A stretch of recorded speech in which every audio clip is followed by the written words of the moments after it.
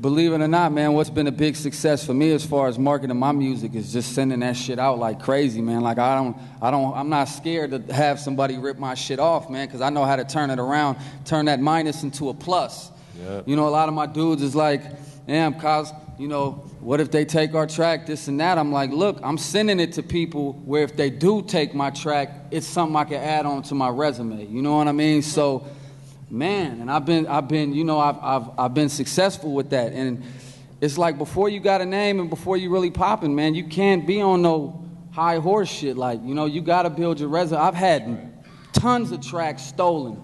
Well, I don't even know the fucking artist on my shit. You know what I mean? But I know how to take that track and network it into something for me. You know what I mean? That's right. And I think that's what the key. If you got a song with a semi-big artist, take that and use that as leverage to holler at A&Rs, because they're not gonna give you the time of day until as whack as that shit is. You got to be able to name. They want to hear a name. Like, you can't just walk up and be like, I worked with this dude and that dude. You know what I mean? They want to hear significant names, man, to take you serious, man. You know, this was like 5-6 years ago when Dipset was really popping. We send them beats and beats and beats. Finally, they used a couple of our records on some mixtapes, and we were like, oh, we're going to sue these guys. You know what I'm saying? And the reality of it is don't take that approach.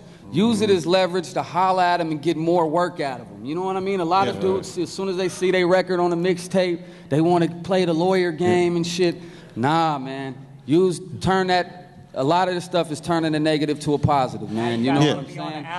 Yeah, well, see, and what the track lord said too here is that now you got action with those artists. You know what I mean? Well, that's the thing is you got a beat out there now that you didn't have. Your track, it doesn't mean that somebody still isn't gonna want it. Yep. So you know what I mean? Somebody mixtape my shit, I act like I never heard it. I keep shopping that shit. You know what I mean? Real talk. Real talk. Look, most of the times the record labels will take. You just have to build up your resume, so they have, you know, you got to have something to get their attention. You got to have some hot shit. I remember before That's I had their favorite words. Yep. Man, no, Two real words. talk. Before I had a, you know, I did the track on Scarface album. You know, co-produced it or whatever. You know what I mean? But until I had that placement, man, people would not fuck with me. You know what I mean?